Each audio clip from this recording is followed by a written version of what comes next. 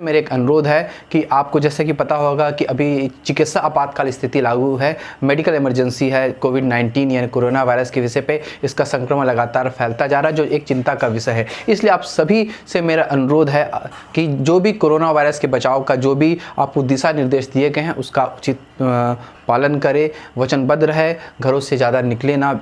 जो आपको इम्पोर्टेंट काम अगर नहीं है तो सारे दिशा निर्देश आप जानते होंगे, उसका जरूर पालन करें। इसी के साथ हम आज का टॉपिक स्टार्ट करते हैं, फ्लू का वैश्विक इतिहास। फ्लू के वैश्विक इतिहास के बारे में हम चर्चा करेंगे, कौन कौन सी महामारियों का प्रकोप पूरे विश्व में पड़ा, भारत में पड़ा, इसके विषय में डिटेल में चर्चा करेंगे। इसी क्रम में हम आगे बढ़ते हैं। प्रथम देखते हैं कि 1889-90 के करीब रूसी फ्लू या एशियन, प्रारंभ में इसका नाम एशियन फ्लू दिया गया था, जो कि इन्फ्लुएंजा ए ग्रेड का वायरस है जो H2N2 है। कुछ शोधों से ये भी पता चला कि यह इन्फ्लुएंजा ए ग्रेड का वायरस H3N8 से भी होता है। इसकी प्रथम मरीज तुर्किस्तान, एशिया के तुर्किस्तान पे देखा गया था। करीब यह उत्तर पश्चिमी कनाडा से प्रारंभ होते हुए यह ग्रीनलैंड में फैला, साथ ही शहरों में फैला, साथ ही साथ यह पूरे विश्व में यह महामारी फैल गई। इस महामारी में करीब 10,000 लोग मारे गए। ऐसा माना जाता है कि 10,000 लोगों की मृत्यु वहाँ पे, बहुत बड़ी बात है 10,000 लोगों की संख्या। यह वायरस, ऐसा माना जाता है यह महामारी बैक्टीरिया और वायरस से होने वाली प्रथम महामारी है। ठीक है। उसी बात 1918 पे स्पेनिश फ्लू देखा, जो सबसे बड़ी महामारी जिसको माना जाता है, जिसमें करीब 5 से 10 करोड़ लोगों की मृत्यु हुई। 1918 हुआ क्या था, ये प्रथम विश्व युद्ध के दौरान ये किसी कैंप में ये प्रारंभ हुआ था। जब प्रथम विश्व युद्ध खत्म हो गया तो सभी लोग जो भाग लिए थे वापस में अपने देश में लौट गए। भारत में भी लोग वहाँ प्रथम विश्व युद्ध में भाग लिए थे, वो भी वापस लौट गए। तो स्पेनिश फ्लू भारत में भी आया, पूरे विश्व में ये महामारी फैल गई, जिसमें करीब 5 से 10 करोड़ लोगों की मृत्यु हो गई। ऐसा माना जाता है कि प्रथम विश्व युद्ध में अगर देख ले जितने सैनिक या नागरिक मारे गए थे, उनकी जनसंख्या से ज़्यादा संख्या ये स्पेनिश फ्लू से मरे थे।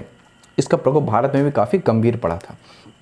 उसके बाद एशियन फ्लू आया 1957-58 के करीब, एशियन फ्लू H2N2 आया। और फिर 1969 में हांगकांग फ्लू आया H3N2। फिर 1977-78 में रूसी फ्लू H1N1 H3N2। उसी प्रकार जैसे हम जानते हैं कि 2003-4 के करीब एवियन फ्लू या बर्ड फ्लू आया, उसका प्रकोप भारत में भी देखा गया। और मई 2009 को स्वाइन फ्लू आया, स्वाइन फ्लू H1N1। इसके विषय में हम डिटेल में चर्चा करेंगे। के बारे में, वायरस के बारे में पढ़ने से पहले थोड़ी बहुत जानकारी होने के लिए कुछ टर्मिनोलॉजी है जिसको मैं पहले बताऊंगा। उसके बारे में संपूर्ण हम लोग पढ़ेंगे। रूसी virus, Spanish virus, bird flu, swine flu, SARS, Zika virus, Ebola virus, सारे वायरसों के विषय में हम डिटेल में यहाँ पे चर्चा करेंगे। तो चलिए, जैसे कि महामारी क्या होती है, एपिडेमिक क्या होती है। एपिडेमिक क्या होती है, जब कोई रोग का प्रकोप पहले से बहुत अधिक होता है तो वह महामारी अधिक होता है, वह महामारी का रूप ले लेता है। महामारी एक स्थान, एक जनसंख्या तक सीमित होती है। जब इसका फैलाव दूसरे देशों, महाद्वीपों में फैलने लगे, इसको बोलते हैं पैंडेमिक कहते हैं, सर्वदेशिक रोग कहते हैं पैंडेमिक। आप लोग एपिडेमिक भी सुने होंगे, पैंडेमिक भी सुने होंगे, महामारी भी सुने होंगे। इसके विषय में बहुत अभी चल रहा है तो उसके विषय में जान लीजिए। जब कोई महामारी अपना प्रचंड रूप ले लेती है तो उसको पैंडेमिक कहते हैं, नहीं तो वो महामारी एक सीमित स्थान, जनसंख्या तक रहती है, उसको एपिडेमिक कहते हैं। क्लियर। सेम अगर ये महामारी जानवरों में फैल जाए तो इसको एपिजोटिक कहते हैं, ये एपिजोटिक कहते हैं। क्लियर हुआ। यही महामारी अगर जानवरों में फैलती तो एपिजोटिक कहते हैं। अगर उसी का विकराल रूप ले ले, वाइल्ड एरिया ले लिए, तो उसी को पेंजोटिक कहते हैं। इतना एक टर्मिनोलॉजी आपको ध्यान पे होना चाहिए। जैसे कि वायरस है N1H1 स्वाइन फ्लू का, है ना, वायरस है, तो बर्ड फ्लू है ना, इस तरीके से सार्स है। तो इसके विषय में जैसे कि इन्फ्लुएंजा होते हैं जैसे H1N1 टैप देते हैं तो H का मतलब क्या होता है, ये हीमोग्लूटिन होता है और N का अर्थ होता है न्यूरामिनिडीन होता है। ठीक है, यहाँ पे क्लियर। तो चलते हैं, अब इसके बाद वायरसों के विषय में हम चर्चा करेंगे। इसी क्रम में आगे बढ़ते हैं। हम पढ़ेंगे अन्य वायरस, इबोला वायरस हो, जीका वायरस हो, कांगो वायरस हो, सार्स वायरस हो, कोरोना वायरस हो, इसके विषय पर हम डिटेल में पढ़ेंगे। इसी क्रम में हम आगे चलते हैं। पहले पढ़ेंगे बर्ड फ्लू। बर्ड फ्लू जो H5N1 होता है, वायरस है, जो एवियन इन्फ्लुएंजा नामक का एक संक्रमण है। जो कि चर्बीदार एवं एलिंगहेंस नामक मुर्गी की प्रजाति को सर्वाधिक ये प्रभावित करता है। 1997 में इसकी शुरुआत हांगकांग से हुई थी और 18 फरवरी 2006 से इसकी शुरुआत महाराष्ट्र के नंदुरबार जिले से गुजरात तक का फैला गया था। इसके रोकथाम के विषय में पढ़ेंगे हम। रोकथाम के विषय, बर्ड फ्लू के रोकथाम के लिए क्या किया गया है। जैसे आपको पता होगा कि जितने भी प्रभावित मुर्गी थे 0.3 से 0.5 किलोमीटर आने वाले जितने मुर्गी को मारने का निर्देश दिया गया जो प्रभावित थे।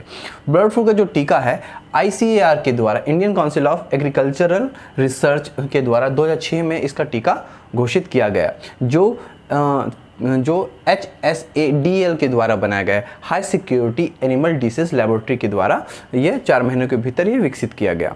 कुछ जानवरों से आने वाले कुछ वायरसों के नाम पर देखते हैं, जैसे कि स्वाइन फ्लू। स्वाइन फ्लू किससे आया? सुअर से आया, पता है। डेंगू मच्छर से है, मेर्स ऊंट से है, इबोला चमगादड़ से है, और सार्स जो बीमारी है चमगादड़ और गंध बिलाव सिवेट के द्वारा फैलता है।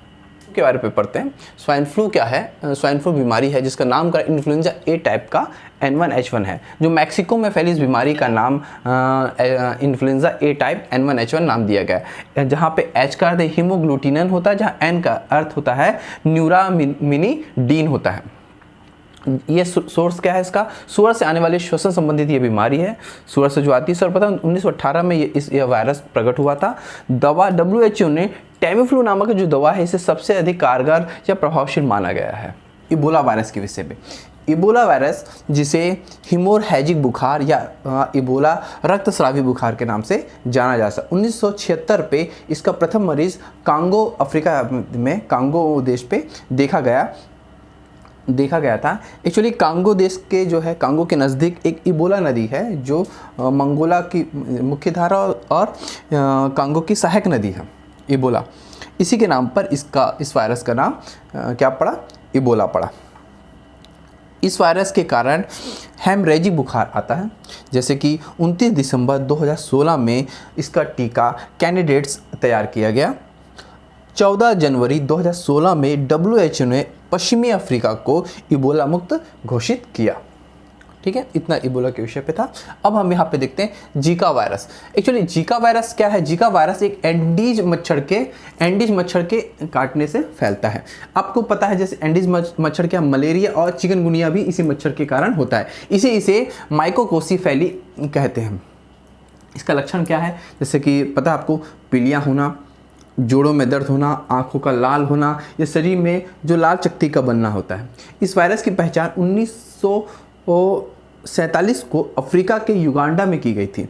एक्चुअली वहाँ पे युगांडा पे जो अफ्रीका के जंगल थे, बंदरों में ये इस वायरस का लक्षण पाया गया, इसलिए तब से इस वायरस का नाम जीका वायरस का नाम दिया गया। कांगो वायरस, इसे क्रीमिया कांगो वायरस भी कहा जाता है। इसे हेमरेज फीवर आता है, क्रीमिया कांगो हेमरेज फीवर के नाम से इसे जाना जाता है। ये नैरो वायरस समूह का ही एक वायरस है। विशेषकर ये जानवर इसका शिकार होते हैं।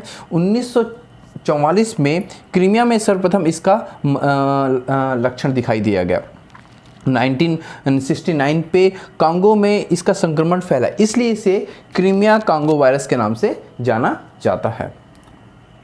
इसके विषय में सार्स के विषय पे आप जान सकते हैं। कोरोना वायरस द्वारा जनित श्वसन संबंधित ये भी रोग है कोरोना वायरस की तरह। ये इसे सीवियर एक्यूट रेस्पिरेटरी सिंड्रोम या अति तीव्र श्वसन परिलक्षण कहा जाता है हिंदी में। नवंबर 2002 से 9 जुलाई 2003 में सार्स दक्षिण चीन से ये भी प्रारंभ हुआ था। हमने वायरस के विषय पे पढ़ा, जितने इंपॉर्टेंट वायरस थे, फ्लू थे, उसके बारे पे मैं आपको बताया। अगर मेरा वीडियो पसंद आया तो ज़रूर लाइक कीजिए, कमेंट कीजिए, सब्सक्राइब कीजिए। धन्यवाद।